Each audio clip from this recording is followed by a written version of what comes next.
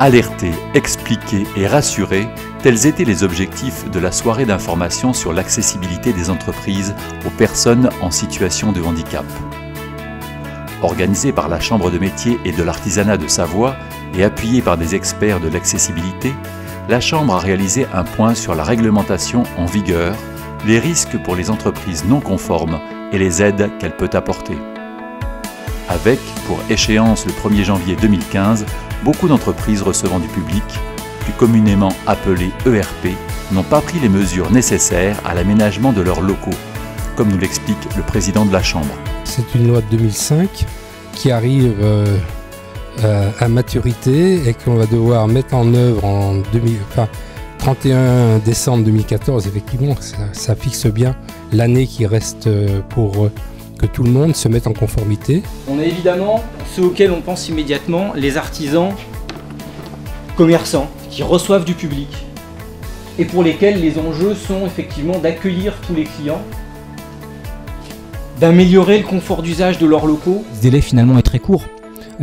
Si on doit faire l'état des lieux de l'existence, si on doit envisager des travaux, et je pense pour la majorité des établissements demander une dérogation, donc il est plus que temps d'envisager de faire des choses. Oui.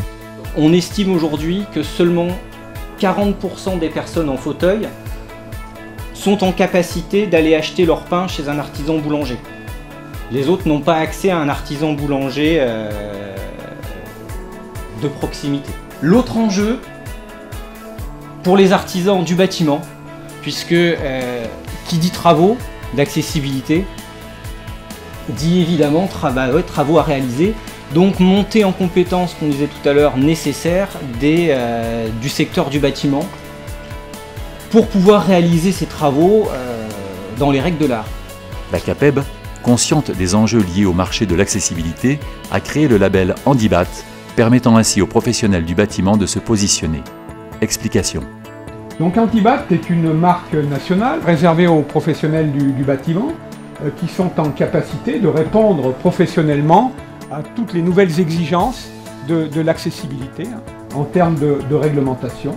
Cette démarche qualité est bien entendu volontaire de l'entreprise, personne n'oblige qui que ce soit.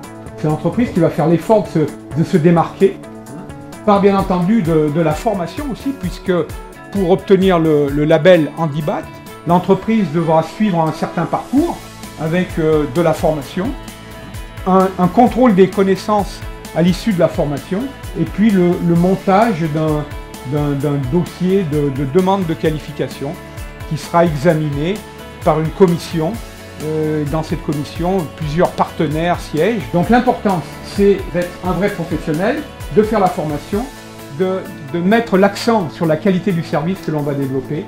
Je me suis mis à cette démarche pour l'accessibilité pour l'handicapé. Donc on a anticipé et aujourd'hui il faut faire très attention puisqu'il y a des contraintes. C'est-à-dire que pour garder cette personne à domicile, nous devons nous adapter. C'est-à-dire que cette personne-là, lorsque vous commencez votre journée de travail à 7h15, vous n'allez pas arriver chez elle avant 8h30, 9h parce que ce sont des personnes qui ont des soins. Il faut adapter notre personnel. Bon, moi j'ai une quinzaine de personnes. On retrouve le personnel qui est très attentif, qui est sensible à cette personne de l'handicap. Et puis il y a un très grand projet aussi qui est réalisé là sur Chambéry, l'appartement Renaissance, qui va être mis en place par l'hôpital de Chambéry. En fait, ça va être un labo un petit peu expérimental pour la personne hospitalisée pourra vraiment voir les fonctionnalités de tout ce qui est appareillé pour transporter le malade et s'occuper du malade. Durant cette soirée, l'accent a été mis sur la législation en cours et notamment sur les risques encourus en cas de non-conformité. Véronique Laurélie, avocate, a apporté son éclairage sur le contenu de la loi du 11 février 2015 et la mise en application des décrets qui ont suivi. Les dispositions architecturales, les aménagements et équipements intérieurs et extérieurs des locaux d'habitation, qu'ils soient la propriété de personnes privées ou publiques, des établissements recevant du public, des installations ouvertes au public et des lieux de travail, doivent être tels que ces locaux et installations soient accessibles à tous, et notamment aux personnes handicapées, quel que soit le type de handicap physique, sensoriel, cognitif, mental ou psychique. On considère comme accessible aux personnes handicapées tout bâtiment ou aménagement permettant dans des conditions normales de fonctionnement à des personnes handicapées avec la plus grande autonomie possible, de circuler, d'accéder aux locaux et équipements, d'utiliser les équipements, de se repérer, de communiquer et de bénéficier des prestations en vue desquelles ces établissements ou cette installation a été conçue. Et là, je crois que c'est le maître mot effectivement de cette loi. Les conditions d'accès des personnes handicapées doivent être les mêmes que celles des personnes valides ou à défaut présenter une qualité d'usage équivalente. On ne peut que être pour cette loi en tant que citoyenne. Dans l'entreprise, il va falloir qu'on réorganise un petit peu, mais les locaux sont tellement restreints qu'il n'y a pas beaucoup de possibilités et certainement on devra demander une dérogation. Donc le problème du retour pour un fauteuil roulant, le problème d'une marche et puis aussi la banque qui faudra rechanger, quoi. Donc forcément c'est une contrainte qu'elle soit technique et budgétaire. Donc on a déjà aménagé des choses, des portes battantes dans les deux sens, et on a fait déjà quelque chose, mais ça sera quand même un grand confort pour ces personnes-là. Et peut-être des nouveaux clients, qui le sait. Nicolas Chaton, conseiller à la Chambre de métiers et de l'artisanat de Savoie, nous fait un point sur les aides et outils que la Chambre peut proposer. La Chambre de métiers, aujourd'hui, on propose effectivement de l'information, ce qu'on a fait ce soir, essayer de sensibiliser le public artisanal au fait qu'il y a un enjeu, d'abord qu'il y a une date butoir et qu'il faut entamer une démarche. On a également des outils pour accompagner nos entreprises artisanales.